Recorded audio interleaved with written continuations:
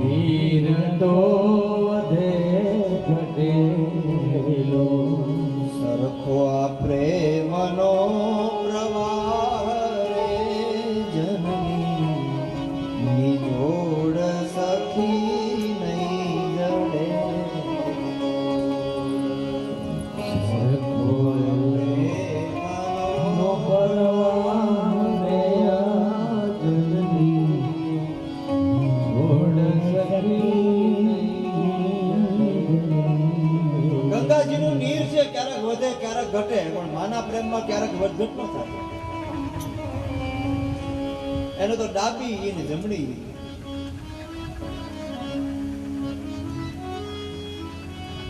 એક દિવસ રૂક્ષ્મણીજી ભગવાન કૃષ્ણને કહે છે કે કૃષ્ણ, હું તમારી માં યશોદા કરતા તમને વધારે પ્રેમ કરું છું.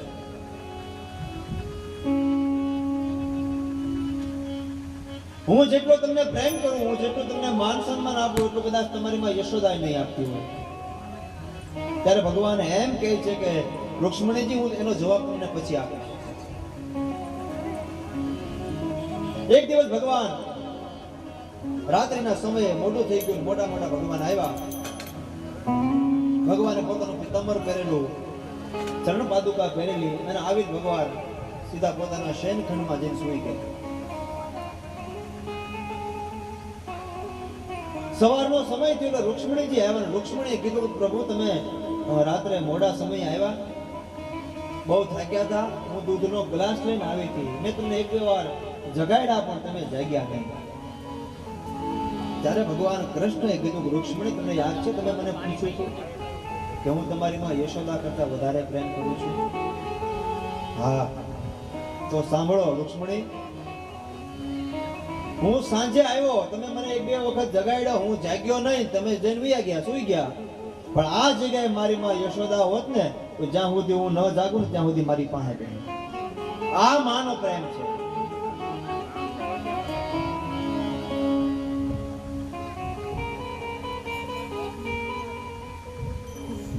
જનની જોડ સખી નહીં જડે.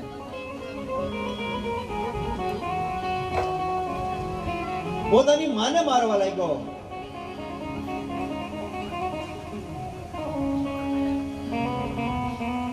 અંતે ધૂંધુલીને એમ થયું કે આ મારા કર્મની સજા મને મળે છે. એ ઋષિએ કીધું તું સત્ય હતું, આત્માદેવ કહેતા સત્ય હતું, પણ હું કોઈનું માનતી નથી, કારણ કે મારા કરેલા જ મારે ભોગવવા પડે છે.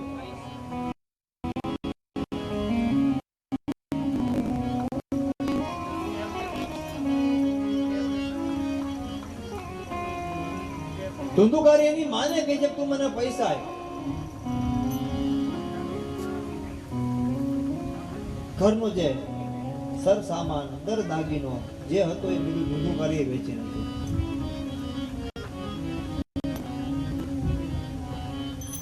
અંતે ધુંધુલીને એમ થયું કે હવે મારે જીવાય નહીં. આત્માદેવ બ્રાહ્મણની પાછળ પાછળ ધુંધુલી પણ નીકળી ગઈ. જંગલમાં જઈ અને જ્યાં પાણી વગરનો કૂવો હતો એમાં ધુંધુલી પડી ગઈ. આ બાજુ ધુંધુકારી એકલો માંસ મદિરા ચોરીઓ કરતો, પણ હવે તો ઘરની અંદર ગણિકાઓ લાગ્યા. બે ચાર ગણિકાઓને ઘરમાં રાખી.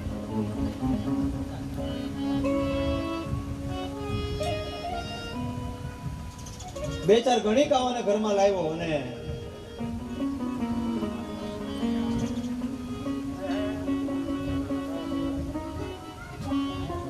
ગણિકાઓ કહે છે કે ધુંધુકારીને કે અમારી માટે દર દાગીના લાવ, અમારી માટે પૈસા લાવ, અમારી માટે હીરા મોતી લાવ, અમારી માટે આવું જમવાનું લાવ, આવા કપડા લાવ. પણ ધુંધુકારી પાસે જે હતું એ બધું તો વેચાઈ ગયું.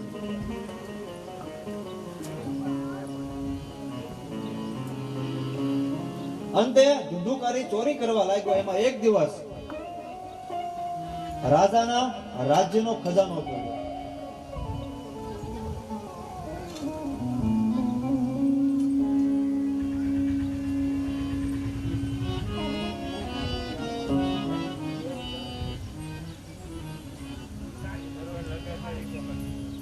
રાજાના રાજ્યનો ખજાનો તોડ્યો. ખજાનો તોડી અને દર દાગીના હીરા મોતી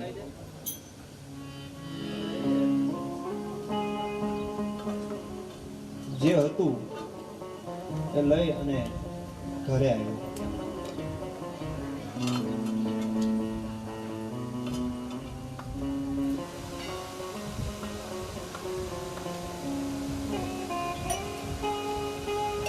ભાઈ બે જણા જાઓ પાણીમાં. એક ભાઈ પાણી બે જણા પીને હાલો. દૂધના લાલા ને મોરલી વાળા, લાલા ને મોરલી વાળા, દૂધના લાલા ને મોરલી વાળા, લાલા ને મોરલી વાળા ને પ્રેમે ભગતોએ બાંધી લીધા નંદલાલા ને. પ્રેમે ભક્તોએ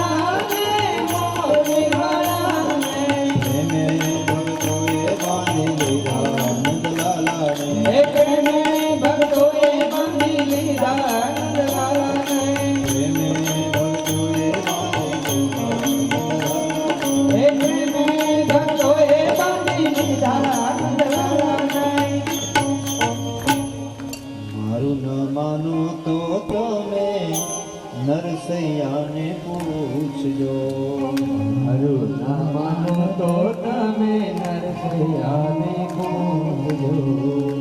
ઊંડી સ્વીકારી બાંધી લીધા નંદલાલાને. ઊંડી સ્વીકારી બાંધી લીધા નંદલાલાને. મારું ના માનો તો તમે વિદુરજીને પૂછજો. મારું ના માનો તો તમે વિદુરજીને પૂછજો. બાજીમાં કેવા બાંધી લીધા નંદલાલાને. બાંધીમાં કેવા બાંધી લીધા નંદલાલાને. નંદલાલાને મોરલી વાળા. નંદલાલાને મોરલી વાળાને.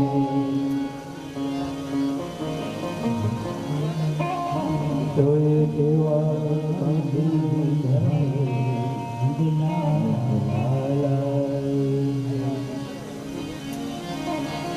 સુદ નામના પુરાણી 88,000 ઋષિઓને કથા સંભળાવે અને હું મારી મતિ પ્રમાણે મારી બુદ્ધિ પ્રમાણે હું તમને સમજાવું.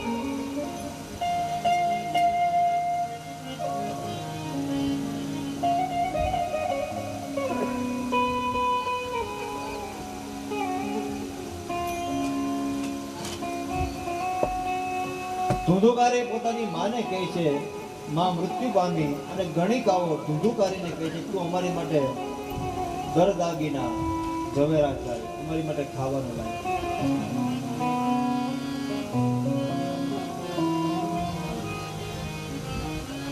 ધુંધુકારીએ રાજાનો ખજાનો તોડ્યો, ખજાનો લાવીને ઘરે લાવ્યો ધન. ગણિકાઓને કહે છે, લ્યો હું તમારે માટે લાવ્યો છું.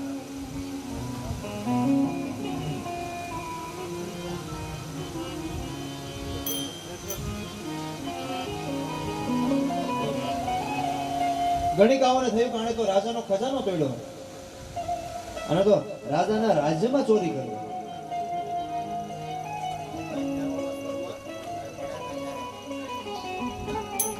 આ કદાચ રાજાના રાજ્યમાં ખબર પડશે, સિપાહીઓને પકડવા માટે અહીંયા આવશે અને આની સાથે તો આપણે રહી છીએ એટલે આપણને પણ સજા થાય.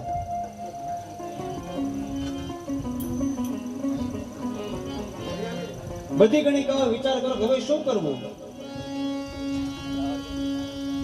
રાત્રિના સમયે ધુંધુકારી સૂતો.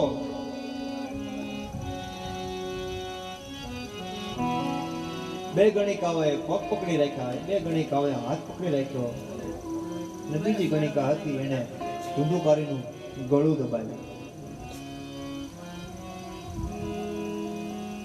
ગળું દબાવે એટલે ધુંધુકારી રાડો પાડવા લાગે, બરાડા પાડવા લાગ્યો એટલે બીજી ગણિકા જે હતી એને ઘરમાંથી ગરમ ગરમ જે કોલસા હતા, જે દેતો હતો એ લાવી અને ધુંધુકારીના મોઢામાં નાખ્યો. ધુંધુકારી મૃત્યુ પામ્યો, ધુંધુકારી મરી ગયો. આ ગણિકાઓ જે હતો માલ સામાન દાગીના લઈ નીકળે.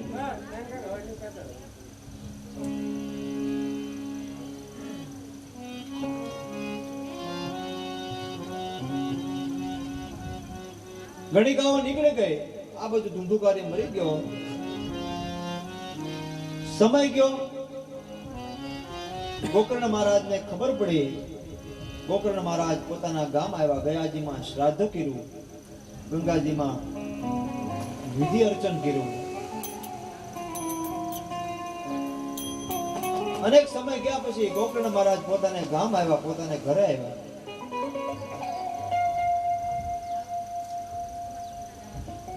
રાત્રિના સમયે ગોકર્ણ મહારાજ ફળિયામાં સૂતા છે.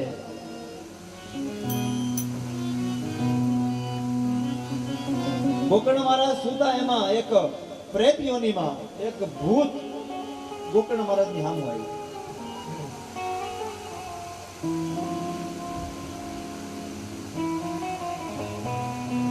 એ પ્રેત યોની ભૂત ગોકર્ણ મહારાજની સામુ દ્રશ્યથી ગોકર્ણ મહારાજ જાગી ગયા.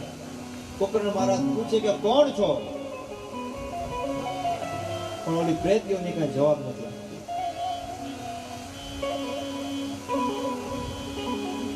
કોણ છો તું? પ્રેતીઓની ખાલી બસ રુદન કરે, રોવે, કઈ બોલે નહીં.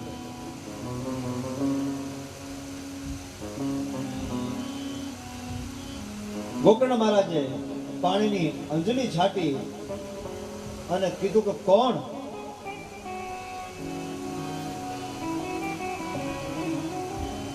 ત્યારે ધુંધુકારીએ કીધું ભાઈ મને ન ઓળખતો?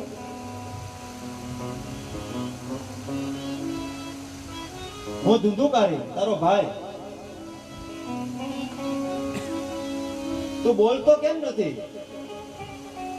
તારી આ દિશા? મારી પાછળ મેં તો ગયાજીમાં શ્રાદ્ધ કર્યું, ગંગાજીમાં શ્રાદ્ધ કર્યું. મારી પ્રેતીઓનીમાં આ દિશા?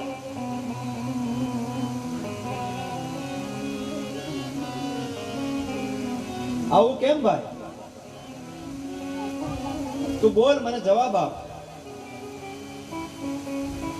ગોકર્ણ મહારાજ ના કેવા જે ધુંધુકારી કાંઈ બોલી શકતો નથી. એને કીધું કે મારું મૃત્યુ છું, મને ગણિકાઓએ મારી નાખ્યો, મારા મોઢાની અંદર ગરમ ગરમ કોલસા નાખ્યા, દેતવા નાખ્યા. ભાઈ મારાથી કઈ બોલાતું નથી, હું બોલી નથી શકતો. પણ ગોકર્ણ મહારાજ તો વેદના ઉપાસક, વેદના જાણકાર, મંત્ર દ્વારા એને વાચા આપી અને ગોકર્ણ મહારાજે બધી વાત કરી. ધુંધુકારીએ પોતાની બધી દુઃખની વાત કરી.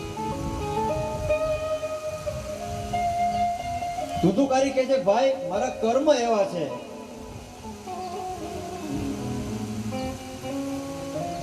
કે તમે ગયાજીમાં તો શું એક વખત તો શું પણ હજારો વખત મારી પાછળ તમે પિંડદાન કરશો, શ્રાદ્ધ કરશો, મને મોક્ષ નહીં મળે.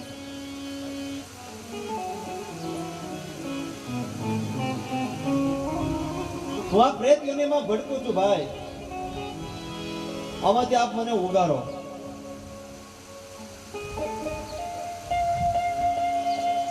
ભાઈ આનો કઈ રસ્તો તમે બતાવો કે મારે શું કરવું.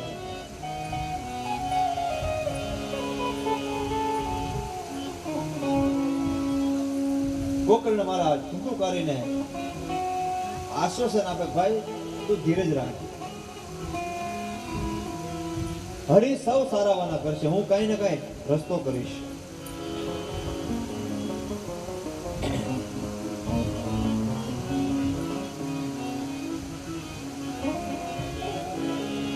ધુંધુકારી પોતાની આંખમાંથી આંસુ વહેવા લાગે. ગોકર્ણ મહારાજને પોતાના બધી દુઃખની વાત કરે. ભાઈ આપણે બંને ભાઈઓ એક સાથે રહ્યા, એક સાથે મોટા થયા, એક સાથે રહેતા, એક સાથે ખાતા,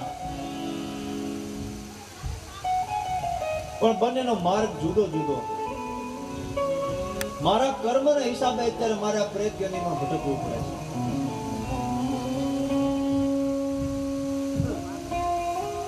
બસ ગોકર્ણ મારી કોઈ ઈચ્છા નથી, મને આમાંથી બહાર કાઢ. મારે મોક્ષની પ્રાપ્તિ માટે શું કરવું? મારે હરિના શરણે જવા માટે શું કરવું?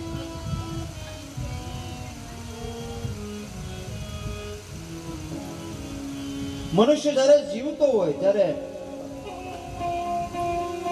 ભગવાનને યાદ ન કરતો હોય,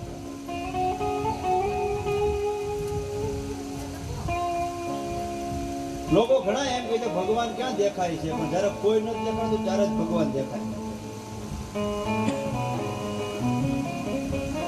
મને મુશ્કેલી જ્યારે પડે ત્યારે તને યાદ કરું.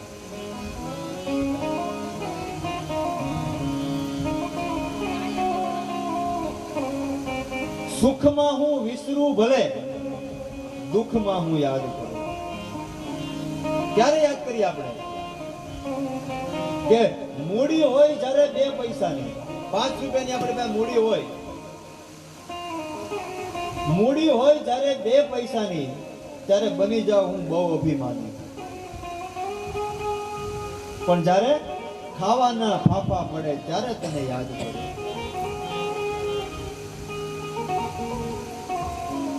સાથે હોય જ્યારે બે સંગાથે.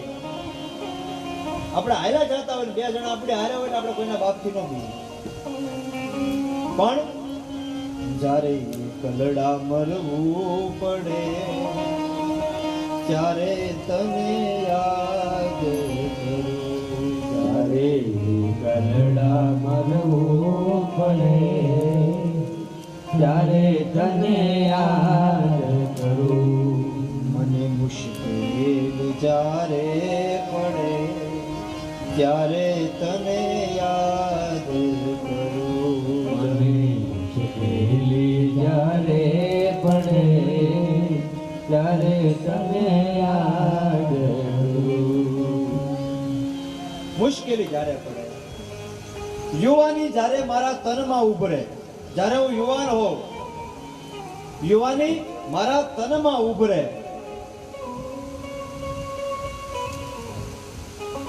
ત્યારે મને તારી યાદ ન આવે. પણ જ્યારે કાયામાં કીડા પડે ત્યારે તને યાદ આવે. ભલે સુખમાં હું વિસરું તને, દુઃખમાં હું યાદ કરું.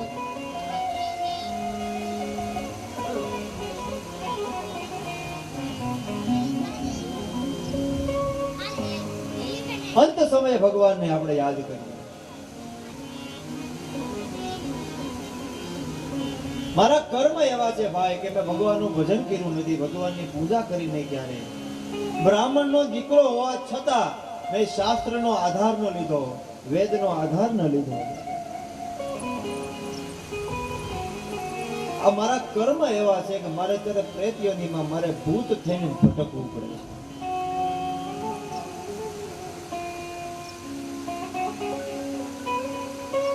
ભાઈ આનો કઈ રસ્તો કર, મને આમાંથી ઉગાય.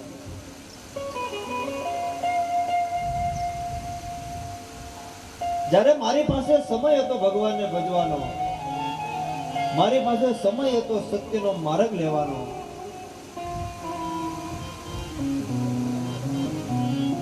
સમય, સત્તા, સંપત્તિ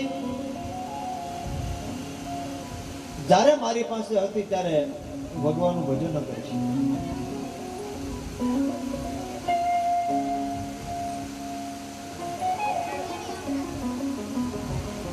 ત્રણ અવસ્થા માણસની હોય: બાળપણ, યુવાન અને ગઢપણ.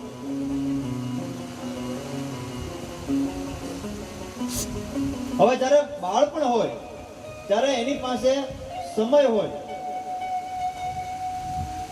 એની પાસે સમય હોય, અને યુવાની છે એટલે સાર પણ હોય. પછી ત્યારે એની પાસે સંપત્તિ ન હોય.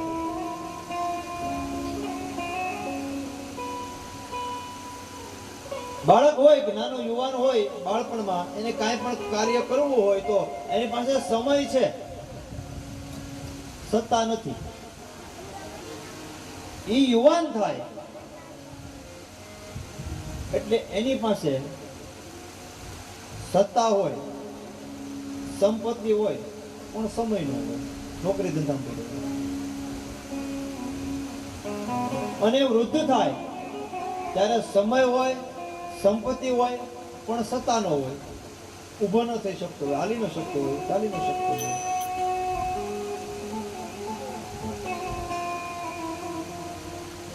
તો જ્યારે જ્યારે સમય મળે, યુવાનીમાં મળે, ગઢપણમાં મળે, કે જ્યારે સમય મળે ત્યારે જેટલું થાય એટલું ભગવાનનું ભજન કરો. ભજન કરો એનો મતલબ એમ નથી કે તમે યાત્રાઓ જ કરો,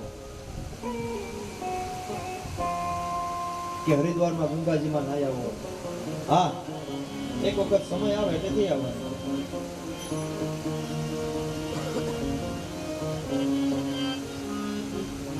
જેટલું થાય એટલું ઘરે બેઠા બેઠા ભગવાનનું ભજન કરવું.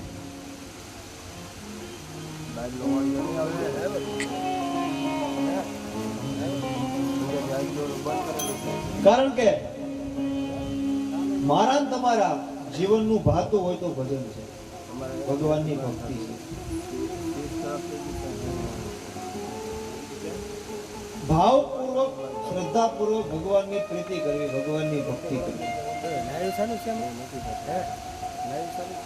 પછી કોઈ પણ દેવને માનતા હોય, તમારો ઈષ્ટદેવ કોઈ પણ હોય, મારો ઈષ્ટદેવ જુદો હોય, બીજા ઈષ્ટદેવ, પણ અંતે તો એક જ છે.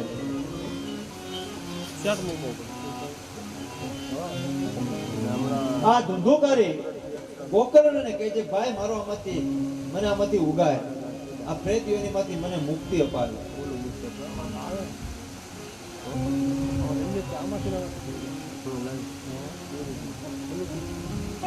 અંતે ગોકર્ણ મહારાજ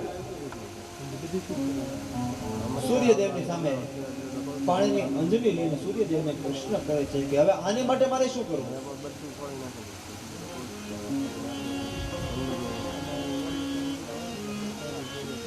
ગીતાજીના પાઠ વાંચા, ગયાજીમાં મેં શ્રાદ્ધ કર્યું, હરિદ્વારમાં મેં શ્રાદ્ધ કર્યું, પૂજા અર્ચન કરી, છતાં આને મુક્તિ નથી મળતી. તો આની મુક્તિ માટે મારે શું કરવું? ત્યારે આકાશવાણીથી એવા શબ્દ સંભળાણા કે ગોકર્ણ મહારાજ, તમે આને શ્રીમદ ભાગવત કથા સંભળાવો. શ્રીમદ ભાગવત કથા સંભળાવો એટલે આને મોક્ષની પ્રાપ્તિ થશે, આને મુક્તિ મળશે.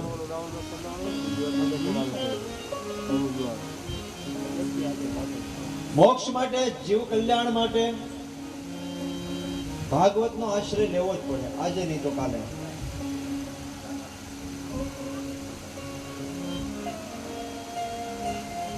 ગોકર્ણ મહારાજે ગંગાજીના કિનારે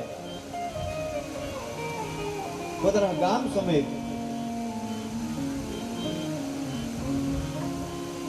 શ્રીમદ ભાગવત કથાનો આરંભ કર્યો. દેવતાઓ, શ્રોતાઓ બધાય આવીને બેસી ગયા, ગામજનો આવીને બેસી ગયા, ભાગવતજીનો આરંભ કર્યો. ધુધુકારીને ભાગવતજી સાંભળવા આવવું છે, કથા સાંભળવા, પણ ક્યાં આવવું, ક્યાં બેસવું? કથા મંડપ બાજુમાં એક 7 ગાંઠ વાળો વાંસ હતો, એમાં આવી અને ધુધુકારીએ વાસ કરી.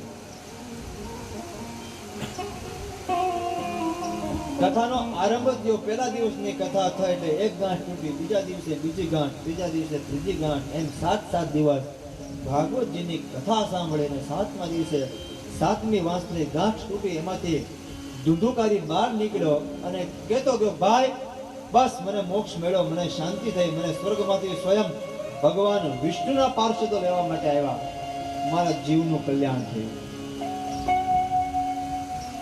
આવી રીતે મહાત્માની અંદર ગોકર્ણ મહારાજની ધુધુકારીની કથા હતી કે ખલ હોવા છતાં, વિધર્મી હોવા છતાં ભાગવતજીમાં એટલી તાકાત છે કે એને પણ મોક્ષ અપાવે.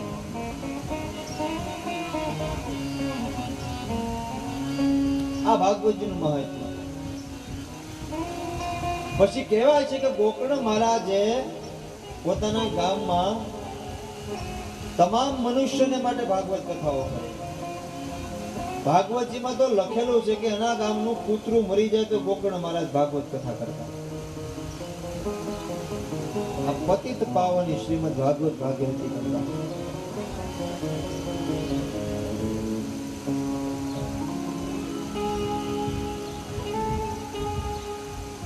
સુત નામના પુરાણી ઋષિઓને પ્રશ્ન કરે છે કે રાજન, આ કથા તો હરિ અનંત, હરિ કથા અનંતા. જેમ આપણે ભગવાનનો પાર ન પામી શકીએ એમ કથાનો પાર ન પામી શકીએ. જેમ હું તમે ભગવાનનું વર્ણન ન કરી શકીએ એમ ભાગવતજીનું વર્ણન ન થાય.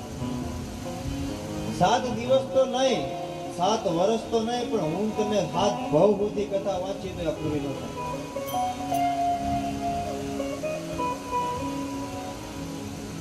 હરિ અનંત, હરિ કથા અનંતા.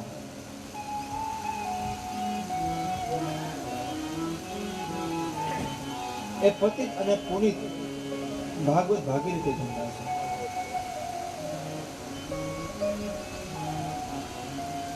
ભાગવતજીનું મહાત્માની અંદર આ 2 કથા આપી. ત્રીજી વાત એ કરી કે ભાગવત કથાનો વક્તા કેવો હોવો જોઈએ.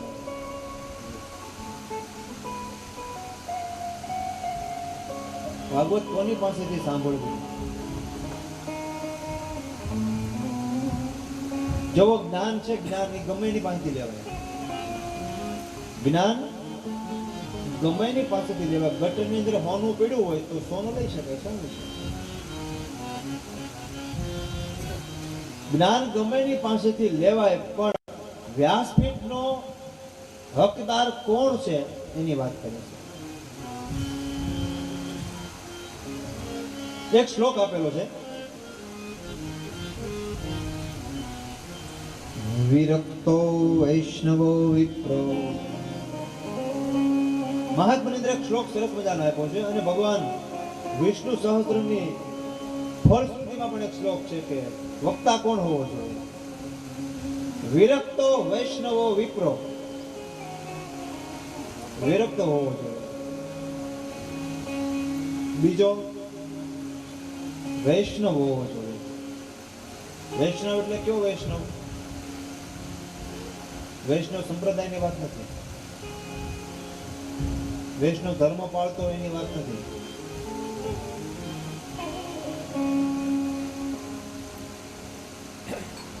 વિષ્ણુ સહસ્ત્રની ફળશ્રુતિમાં કીધું વૈષ્ણવ કોને કહેવાય? ન લોભો ન મોહો ન મત્સ્ય. એક તો લોભી નો હોવો જોઈએ. લહણ ડુંગળી ન ખાતા હોય એનો મતલબ વૈષ્ણવ નથી થઈ ગયો. વૈષ્ણવના અનેક પ્રકારો છે. ભાગવતજીમાં વૈષ્ણવ કીધો એ જુદો છે, હું તમે સમજી એ જુદો છે, અને જુનાગઢનો નરસિંહ મહેતા કે એ જુદો છે.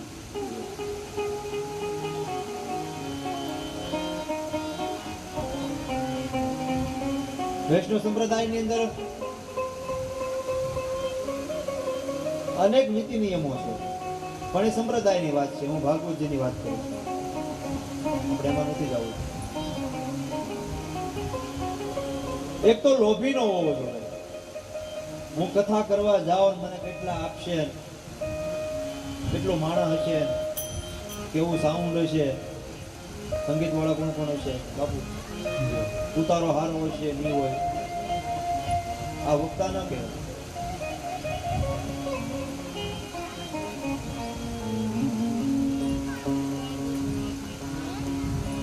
આને લોભી કહેવાય, અને વૈષ્ણવ નો કહેવાય.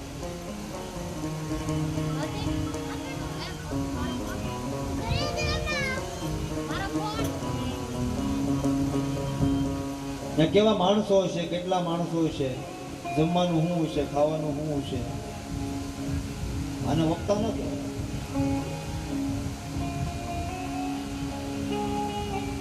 કોઈ દિન હાથી, કોઈ દિન ઘોડા, કોઈ દિન પેદલ.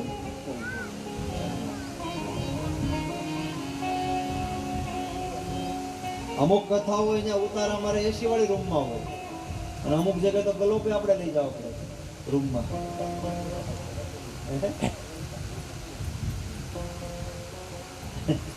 ઉતારે ગલોપ અમારે લાવવા પડે. અમુક જગ્યાએ તો હકારવું પડે, બધું ચલાવવું પડે.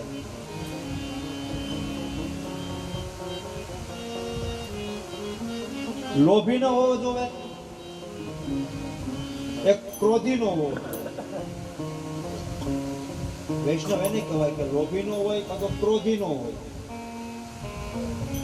આપણે કાંઈક પૂછીને ડોળા કાઢે એ નહીં, અને વૈષ્ણવ ન કહેવાય.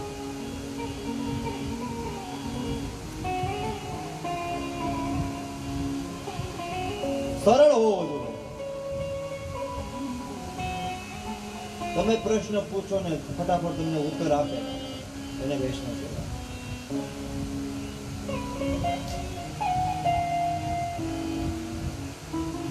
તમે પૂછો ને તમારી ઉપર રીહ કરે એ વૈષ્ણવ.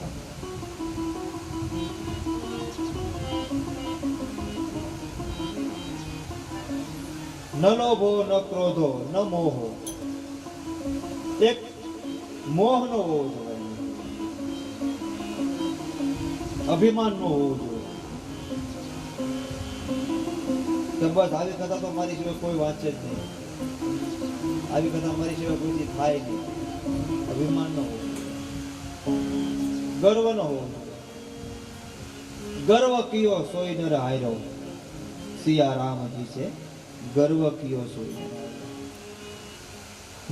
गर्व કર્યો દરિયાએ રત્નાકર સાગરે દરિયાને ગર્વ છો મારી જેટલું મોટું કોઈ નથી મારી જેટલું વિશાળ કોઈ નથી ભગવાને પાણી કેવું કર્યું ખારું ગર્વ કર્યો ઓલી વનમાં ચરોઠીએ ગર્વ કર્યો કે મારી જેવું રૂપાળું લાલ કોઈ નહીં એનું મોઢું ભગવાને કાળું કરી નાખ્યું ગર્વ ન હોવો જોઈએ અભિમાન ન હોવો જોઈએ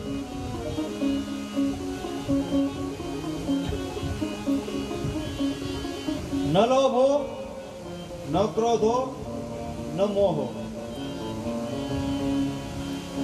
ન મત્સ્ય હાવ સરળ પણ ન હોવો જોઈએ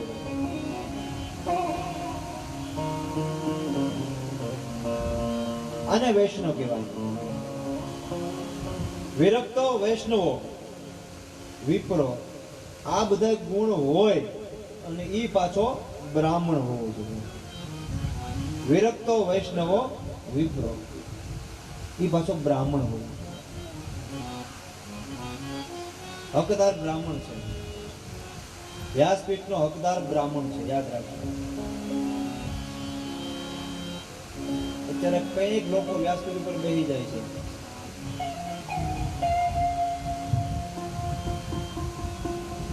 કઈક કથાઓ કરવા મળે છે મેં પહેલા કીધું જ્ઞાન ગમે માંથી લેવાય પણ વ્યાસપીઠ ઉપર તો બ્રાહ્મણ નો જ હક છે બ્રાહ્મણ નો અધિકાર છે સાધુ નો અધિકાર છે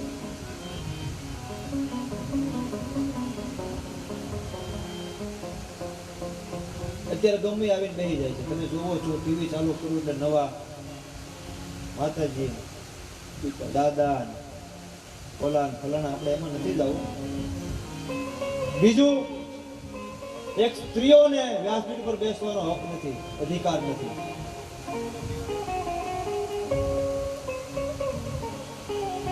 બ્રાહ્મણને અધિકાર છે બેસવાનો બ્રાહ્મણ સિવાય કોઈને બેસવાનો અધિકાર નથી વૈષ્ણવ પણ કયો વૈષ્ણવ હોવો જોઈએ આમાં જે મેં તમને વાત કરી વિરક્ત હોવો જોઈએ જેને સંસાર આરે કોઈ લેવા દેવા ન હોય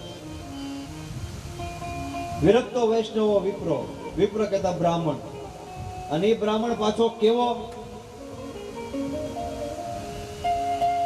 બ્રાહ્મણના ખોળીએ જન્મ લીધો એનો મતલબ એવો નથી કે હું બેસી જાઉં બ્રાહ્મણ પાછો કેવો બ્રહ્મેવ જાનતી ઇતિ બ્રાહ્મણ બ્રાહ્મણ કોને કહેવાય બ્રહ્મેવ જાનતી ઇતિ બ્રાહ્મણ કે જે બ્રહ્માને જાણે કહેતા કે સંધ્યા પૂજા પાઠ કરે વેદનો સાર લે શાસ્ત્રના આધારે જીવે ગાયત્રીનો ઉપાસક હોય એને બ્રાહ્મણ કહેવાય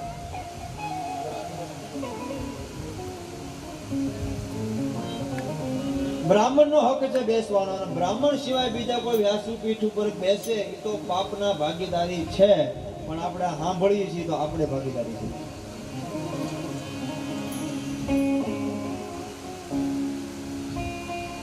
આવો વક્તા હોવો જોઈએ સરળ વક્તા હોવો જોઈએ સ્વાભિમાની વક્તાઓ અભિમાની નથી કીધું સ્વાભિમાની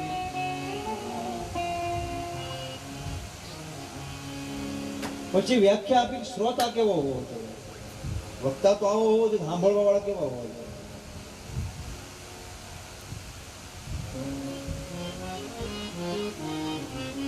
સાંભળવા વાળા કેવા હોવા જોઈએ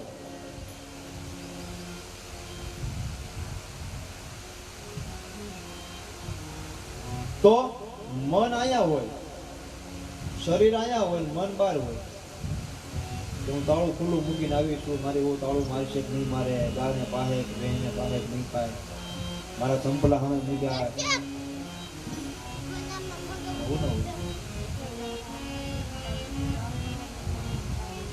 આપણે અહીંયા હાલે છે ને શું કહીએ અત્યારે આપણે ભાગવત કથા એ પેલા કહેતા સપ્તાહ એ પેલા શું કહેતા પારાયણ માડી બરોબર ને પારાયણ કહેતા હવે તો આપણે ભાગશાળી છે કે આપણા ગામમાં વરણમાં બે ચાર કથાઓ થાય પહેલા એવું હતું કે બે ચાર ગામ મૂકીને એક ગામમાં કથા હોય આપણે સમાચાર મળે આજુબાજુ વાળા બધા કથામાં જાય પારણ કથા પારણ.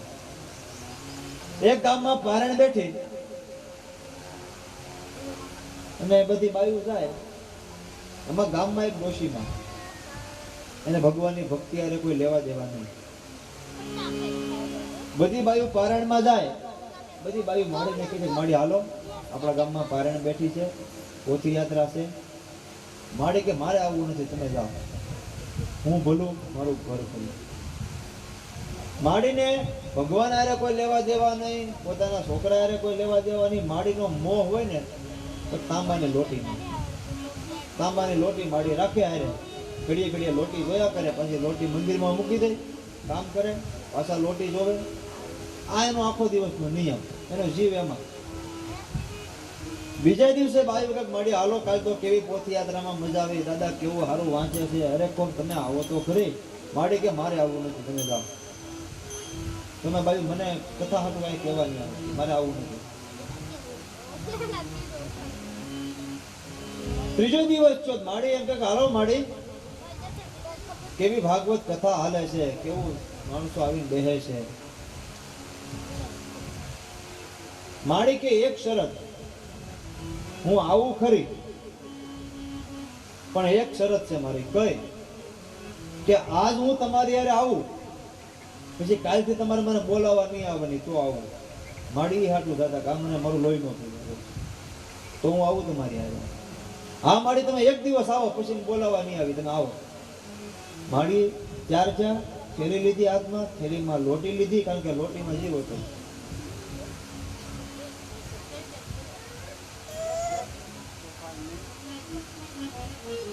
માડીએ લોટી લીધી ને આવીને આગળ બેસી ગયા. થાંભલાનો ટેકો છે, માડી ત્યાં બેઠા ટેકે. આ બાજુ વક્તાએ દાદાએ કથા ચાલુ કરી. માડી આંખું વાંચી બેઠા. વક્તાને એમ કે માડી તો કેવું સરસ સાંભળે, પણ માડી તો હુઈ ગયા હતા. હવે જે થેલી હતી લોટી, એ લોટી કોઈક છોકરો લઈ ગયો અને કથા પૂરી છે. માડીની આંખ ઉઘડી, જોયું તો મારી લોટી ક્યાં, મારી થેલી ક્યાં. બધાને પૂછ્યું, મારી લોટી ભાળી, મારી લોટી ભાળી. બધા કે નહીં માડી. ગામમાં ઘેરે ઘેરે પૂછો છે, મારી મારી લોટી ભાળી. કથામાં કોઈથી જાવ નહીં, આ બાયું મને પરણે લઈ ગયું, મારી લોટી ખુવાની. આખા ગામમાં પૂછે. કોકે એમ કીધું, માડી તમે બેઠા હતા ક્યાં? કે દાદાની સામે. તો એક કામ કરો, દાદાનું બધે જાણવું હોય, તમે દાદાને પૂછો. વક્તાનું બધે જાણવું હોય, એને પૂછો તમે. માડી ઉતારે આવ્યા, દાદા જય શ્રી કૃષ્ણ. જય શ્રી કૃષ્ણ. હું કથામાં આવી હતી. હા માડી, મેં જોયા તમે આવ્યા હતા, કેવું તમે મસ્તી ત્યાં ભગવાનની ભક્તિ કરતા સાંભળતા. કે દાદા હું વાત તો સાંભળતી નથી, હું ભૂલી ગઈ. અને મારી લોટી કોક લઈ ગયું છે. દાદા તમને ખબર હોય કોણ કોણ લઈ ગયું? દાદાની ચૂક, આ તો મને છેતરી ગયા. મને એમ કે કથા સાંભળે છે ને, તો ઉતા થા. દાદા કે મને ખબર નથી. પાછા ગામમાં નીકળે. એ જમનામાં માઇન લોટીનું ભૂલે, બાજુ વાળી બાજુ આવે ને મારી લોટી જડી પડે. પાછા ગામમાં પાછો અડધો કલાક થાય, આવે એ મળી લોટીનું હું છું, મળી જ નહીં. પાછા જમનામાં લોટી ગયો. ઘેરે ઘેરે પૂછે. એમાં કોઈએ એમ કીધું કે કથાકાર જે દાદા છે, વક્તા શાસ્ત્રી ભટ્ટદાદા, એને એમ કીધું કે તમારી લોટી તો નારાયણ લઈ ગયો. હા ને માડીને જો નારાયણ કોણ? આપણા ગામમાં નારાયણ કોણ છે? ઘેરે ઘેરે પૂછવા જાય આપણા ગામમાં નારાયણ કોણ? એ કાંઈ સમાચાર મેળા નહીં. કથાનો 4મો 5મો દિવસ ગામની બાઈઓ આવે, એ પેલા જમનામાં આવીને બેસી ગયા કથામાં. જમનામાં આવીને બેઠા. તો જમનામાં આવ્યા હતા લોટીના લોભે. આજ કોક આવે પકડી લો. એ કથા શરૂ થઈ. કથામાં થોડોક વિરામ પડ્યો અને દાદાએ કીધું કે માડી હવે કોક ધૂનું ગાવ ઘડી. તે રોજ બાઈઓ ધૂનું ગાતી. જમનામાં કે આજ તમે રહેવા જાત, હું ગાવ. એ બધી વિચાર કરે કે આ કોઈ દી સત્સંગમાં આવી નથી, કોઈ દી ભક્તિમાં આવી નથી, આ ગાહે હું નવાય હોય ને કે ભાઈ અમે કોઈ દી હીરા ગયા ન તમે હીરો જોઈ જ કેમ? ભાઈઓ વિચાર કરે માડી ગાહો હું તો કઈ હું ગાય તમે ખાલી જીલો આવી અને માડીએ ચાલુ કર્યું, હું તો ગઈ થી સાંભળવા પારાયણ, મારી લોટી લઈ ગયો નારાયણ. હું તો સાંભળવા પારાયણ, મારી લોટી લઈ ગયો નારાયણ. એક જ કડીની ધૂન ખાલી હો, બીજો કોઈ કડી નહીં. હું તો ગઈ થી સાંભળવા પારાયણ, મારી લોટી લઈ ગયો નારાયણ. હું તો સાંભળવા પારાયણ, મારી લોટી લઈ ગયો નારાયણ. ગામના છોકરા જમનામાં કીધું મારી લોટી ચડી ગઈ, માંડ જમનામાં લોટી ભૂલે, મારી લોટી નારાયણ લઈ ગયો, મારી લોટી નારાયણ લઈ ગયો.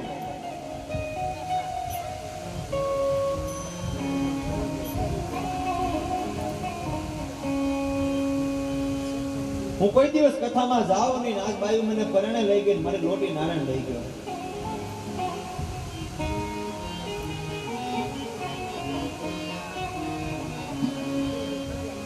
છોકરાઓ જમનામાની મશ્કરી કરે, બાયુ મશ્કરી કરે.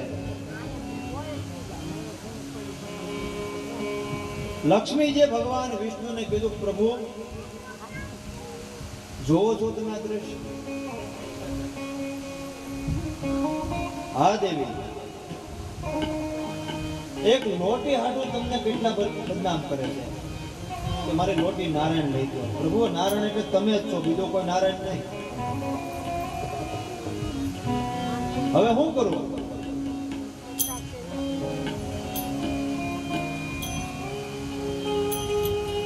એક કામ કરો, તમે મળીને લોટી આપી આવો.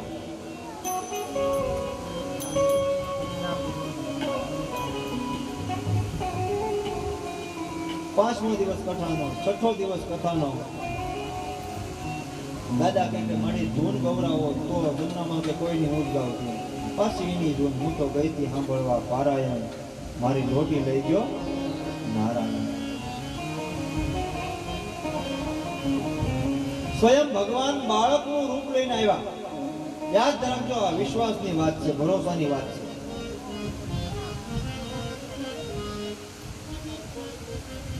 આવીને જમનામાને કીધું મળે કે હા તમારી લોટી ખોવાની કે હા. ભગવાન બાળકનું રૂપ લઈને આવ્યા. જમનામાને પ્રશ્ન પૂછ્યો, તમારી લોટી ખોવાની કે હા? એ કે આ લોટી છે? એ કે હા. એ કે આવ્યો લોટી. જમનામાં કે તું કોણ? એ કે હું નારાયણ. નારાયણ કીધું જમનામાં બાવડું પકડવા જાય ભગવાન નીકળ્યું.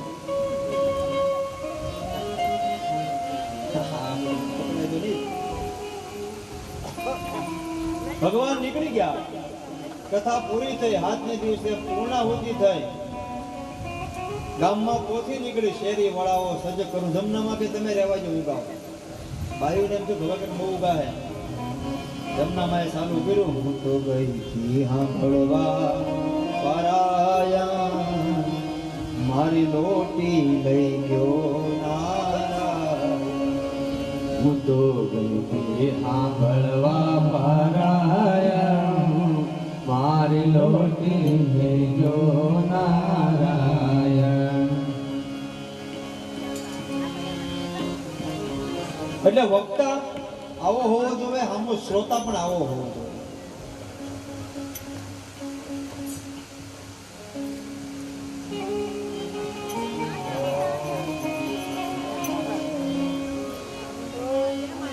હરિ અનંત હરિ કથા અનંતા.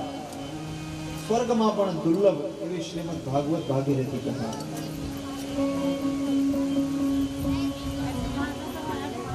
સંતો, ઋષિઓ, ટીકાકારો, મહાત્માઓ એમ કહે છે કે આ કથા સ્વર્ગમાં નથી, માત્ર મનુષ્ય લોકમાં છે, મૃત્યુ લોકમાં છે. સ્વર્ગમાં પણ દુર્લભ એવી ભગવાનની કથા.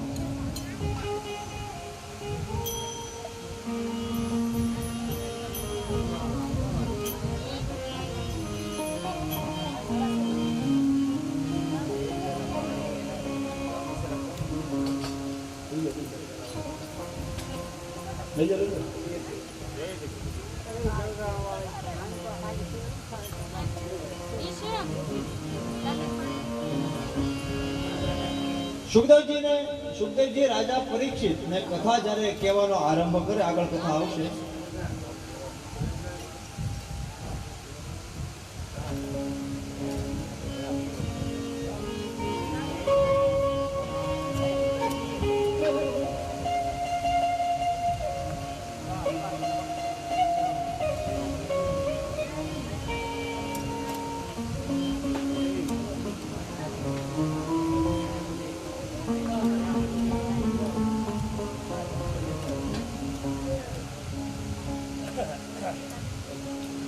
રાજન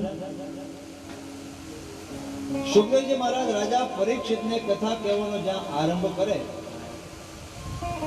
એટલામાંથી સ્વર્ગમાંથી દેવતાઓ અમૃતનો કળશ લઈને આવે.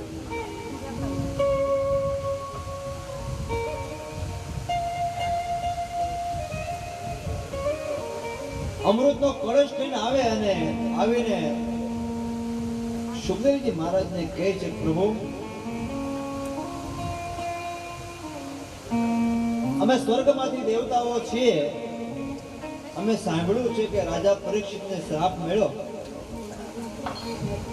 7મા દિવસે મૃત્યુ પામવાના છે. એક કામ કરો ને, આ અમૃત છે એને પાઈ દો.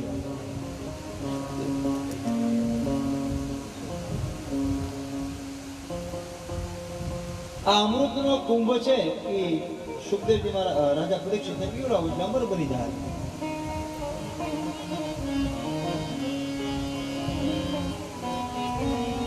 એના બદલામાં અમને આ ભાગવતનું રસપાન કરાવો, ભાગવતનું અમૃત પાન કરાવો.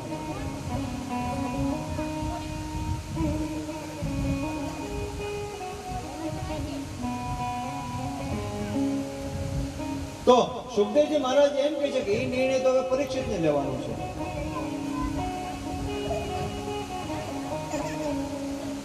એને ભાગવત કથા સાંભળીને 7મા દિવસે મૃત્યુ પામવું છે કે અમૃત પીને અમર થવું છે,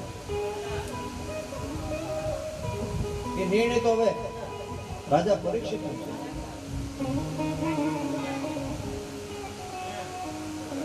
એ હું ન કહી શકું, એ રાજા પરીક્ષિત કહી શકે. બોલો રાજા પરીક્ષિત, એક બાજુ અમૃત છે એ તમને અમર બનાવશે, એક બાજુ ભાગવતની કથા છે, તમારે શું કરવું છે? અમૃત પીવો એટલે અમર બની જાઓ. રાજા પરીક્ષિત એમ કહે છે, મહારાજ મારે અમર નથી બનવું, મારે અભય બનવું છે. મને આ જે મોતનો ભય છે, મને જે મોતની બીક છે, એમાંથી મારે અભય બનવું છે. આ કથા મને તમને અમર નહીં બનાવે, પણ અભયત્વ મોતના ડરમાંથી, મોતના બીકમાંથી, મરવાનું તો છે જ, આજે નહીં તો કાલે.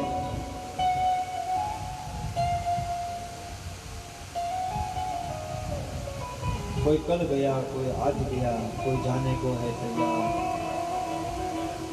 लाखों मरी ગયા છે ને હજી લાખો તૈયાર છે.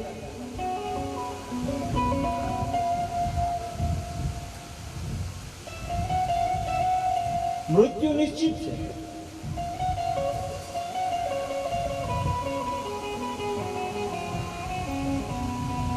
પણ કેવું મૃત્યુ હોય કે અંતે મરતા મરતા પણ રામનું નામ હોય, હરિનું નામ હોય, અંતે મતી સાગ હતી.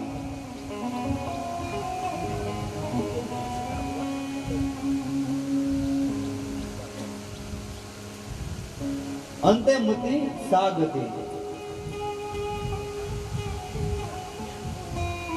અંત સમય તમારા જેવા વિચારો હોય, તમારી જેવી બુદ્ધિ હોય, એ પ્રમાણે તમને ગતિ થતી હોય. અમુક સમય રાત્રે આપણે હોઈ તો જેવા વિચારો કરી એવા સપના આવતા હોય છે.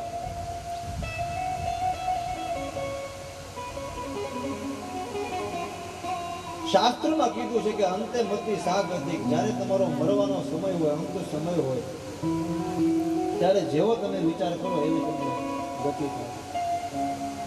આગળ કથા આવશે અજામિલની, રાજા ભરતની.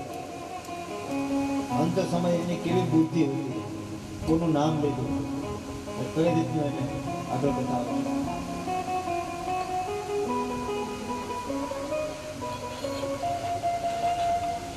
મારો તમારો મૃત્યુ સુધારનારી કથા છે.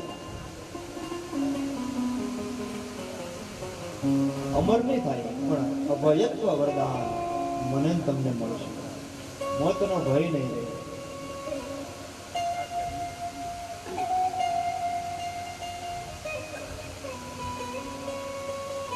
પણ ભગવાન ઉપર વિશ્વાસ હોય, ભગવાન ઉપર પ્રીતિ હોય, કથા ઉપર શ્રદ્ધા હોય તો. અગર કથામાં તો આપણે બેહીએ છીએ પણ આપણામાં કથા ન બેહે તો એ કઈ કામ નથી.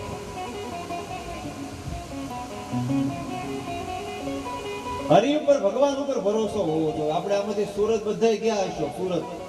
સુરત જાય એટલે અત્યારે તો લક્ઝરી બસમાં આપણે બેસીએ એટલે સોફા વાળી બસ હોય, બેસી ગયા, શટર બંધ કરી દીધું, આપણે હોઈ જાય શાંતિ.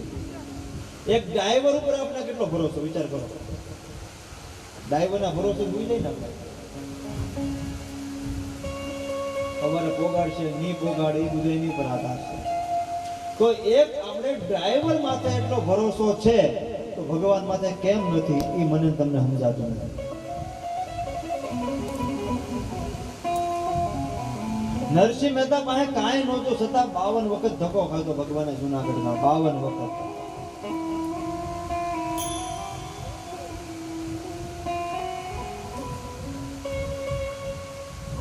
મીરાબાઈના કેટલા કામ કર્યા, તુકારામના કેટલા કામ કર્યા,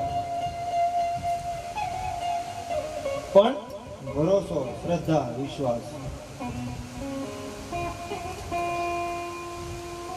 અહીંથી આપણે કદાચ સોમનાથ જઈએ કે કોઈ પણ મંદિરે જઈએ, ગમે આખી યાત્રા કરવા જઈએ, ભગવાનના મંદિરમાં જઈએ, આપણે શું કરીએ? આજે નાખું વિશે ઉપાડીએ. આપણે જે ઈચ્છા હોય આપણે ભગવાનની સામે રજૂ કરીએ. તો આપણે અહીંથી જઈએ છીએ દર્શન કરવા, તો ત્યાં તો આપણે આંખો બંધ કરી દઈએ છીએ. શાસ્ત્ર એમ કહે છે કે તમે જેના દર્શન કરવા માટે જાઓ એના તમે દર્શન કરો. સોમનાથ જાઓ તો ભગવાન શિવના તમે પહેલા દર્શન કરો, પછી આંખ બંધ કરો, પણ જે તમે દર્શન કર્યા હોય ને એ તમારી નજરે ભગવાન શિવ રમતો હોવો જોઈએ.